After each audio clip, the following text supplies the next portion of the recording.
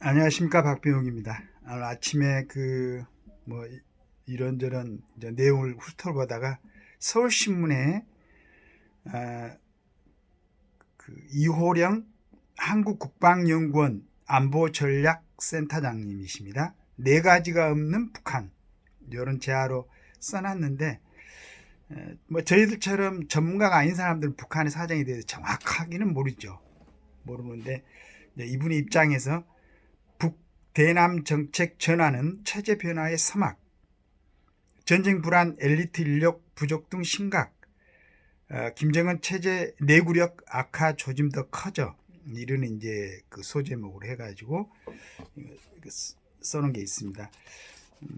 한번 읽어보도록 하겠습니다. 북한이 연초부터 남북 관계를 동족 관계, 동질 관계가 아니라 적대적 두 국가 관계, 전쟁 중에 있는 두 교종국 관계로 규정하며 대남 정책에서 민족과 통일을 철저히 제거했다. 그리고 그 자리에 제1의 적대국 불변의 주적을 넣었다. 동시에 북한은 포사격, 김정은의 군수공장 현지 지도, 중거리 미사일 발사에 이어 지난달 24일부터 28일, 30일, 지난 2일까지 불화살 3-30일, 화살 2형 등 순항미사일 시험 발사를 했다. 그러나 북한 당국의 대남 정책 방향 변화는 근본적인 전환이라기보다는 북한 사회의 내부 변화, 즉 체제 변화의 서막을 연 것이다. 북한에는 다음과 같은 네 가지가 없기 때문이다. 첫째, 북한에는 미래가 없다. 북한 당국의 민족과 통일 부정은 북한 주민들의 미래를 말살한 것이나 다름없다. 북한 주민들이 경제난, 식량난, 기본권 제한 등에 따른 불만을 인내할 수 있었던 것은 아이러니하게도 김씨 3대 세습 독재 체제의 통일이라는 사상혁명의 믿음과 목표가 있었기 때문이다. 그러나 자주 평화, 민족의 통일을 지워버리는 순간 그들에게 지금의 고통을 보상해줄 미래의 번영은 사라진다. 대신에 현재의 끝없는 전쟁 불안과 그에 따른 정신적, 물질적 고통의 심화만 남고 그에 따른 김씨 3대 세습 독재 체제에 대한 회의감만 급격하게 증대할 뿐이다. 둘째, 북한에는 평화도 없다. 북한 체제 유지는 대적관에만 의존하고 있기 때문이다.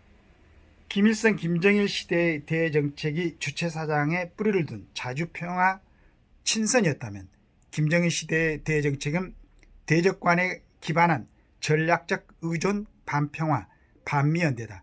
북한은 대적관을 남북관계뿐만 아니라 대관계에도 적극 활용하고 있다. 하노이회담 결렬 이후 새로운 길은 정책 전환보다는 전략군, 미사일 총국, 군수산업에만 의존하는 정책 외에는 다른 해법을 찾지 못한 데서 비롯된다. 따라서 북한에 대해 정책은 국제사회 평화와 질서를 깨뜨린 국가, 단체들과의 전략적 연대관계로 발전하고 있다. 탈북국가의 불법 단체들을 대상으로 과잉 생산된 무기 판매에 집중하는 반평화 애교 정책을 추진하고 있다. 셋째, 북한에는 엘리트가 없다. 김정일 시대의 가장 큰 특징 중 하나는 최측근 일부를 제외하고는 엘리트 교체가 매우 빈번할 뿐만 아니라 주요 계기별 인사 교체 규모도 큰 폭으로 이어졌다는 점이다. 정책 변화는 없는데 인사 교체만 크고 빈번하다. 또한 간부에 대한 질책과 비난도 매년 강도 높게 진행되고 있다. 그 결과 김정은을 정점으로 한 핵심 측근 세력과 엘리트의 간극은 더 멀어지게 됐고 핵심 측근의 숫자도 점점 축소되는 경향을 보이고 있다. 최근에 정책 지시에 따른 후과를 짚어주는 유능함보다는 속도전을 통한 충성심을 보여주는데 급급했기 때문이다.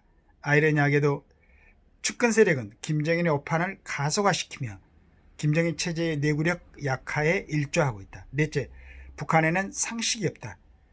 한창 밖에서 친구들과 뛰어놀며 아이로서 누려야 할 행복을 북한 최고 지도자 자녀조차 누리지 못하고 있음을 버젓이 선전하고 있다. 간 10살을 넘긴 아동에게 해외 명품 브랜드 옷을 입혀 장거리 미사일 시험 발사장, 군수공업 시설 등을 데리고 다니며 할아버지 뻘 되는 간부들에게 머리를 조아리게 하는 행태는 너무나 비상식적이다.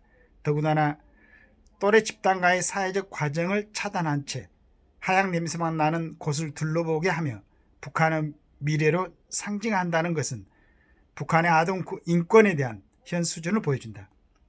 북한은 지금 대남 정책 방향을 수정하는 요란한 퍼포먼스로 대한민국 사회에 얼마나 영향을 줄 수 있는가를 연구할 때가 아니다. 북한 사회에 미칠 큰 파장부터 되짚어봅니다. 이분이 아주 굉장히 깊이 있는 내용을 가지고 이렇게 말씀을 글로서 옮겨놓은 것 같습니다.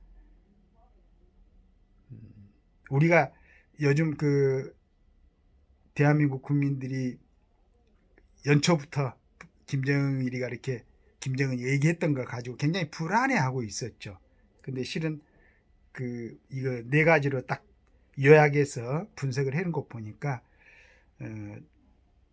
참 자기 할아버지 아버지보다도 많이 정책적으로 변화가 있고 그게 북한에 있는 우리 북한 주민들 그 대한민국에 별로 도움이 되지 않는 아주 구체적이고 정확하게 분석을 해 놓으신 것 같아요. 이분이 이런 부분이 지금 우리나라의 정치 지도자로서 서고자 하는 22대 국회에 입성하고자 하는 국회의원들이 잘 읽어보고 좀 분석을 했으면 좋겠어요. 북한이 갖고 있는 어떤 실체, 물론 이제 지금 굉장히 여러 가지로 위험한 요소도 있죠.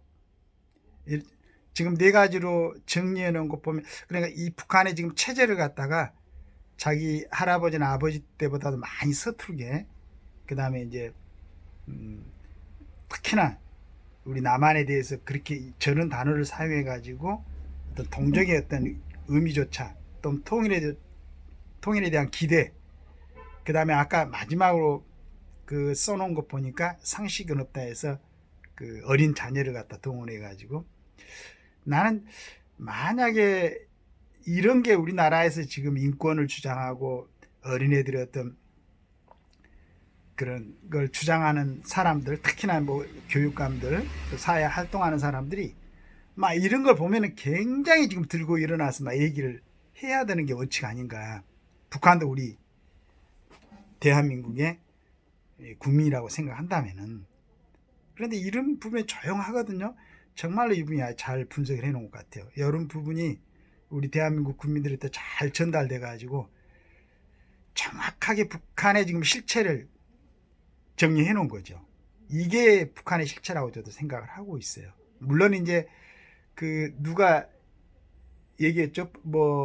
김일성이 39에 소련을 가서 얘기를 하고 사주를 받고 6.25를 일으켰던 나이가 39인데 지금 김정일의 나이가 39이다. 강명도 씨인가요? 북한에서 내려오신 분이 어느 방송에서 그렇게 얘기를 하던데, 물론 그러니까 어떤 객관적이고 상식적인 판단으로 해가지고 전체적인 분위기를 본다면 도저히 북한이 지금 전쟁을 하거나 이런 할 입장이 안 되지만은 그런 걸 상식적이고 객관적인 걸 기대할 수 없는 상대라고 그러면은 그런 위험에 대해서도 우리 대한민국은 분명히 또 준비를 해야 되는데, 지금 이분의 말씀대로 한다고 그러면은 참 북한은 내부 수습에, 내부를 갖다가 관리하는 데도 굉장히 급하고 부족하고,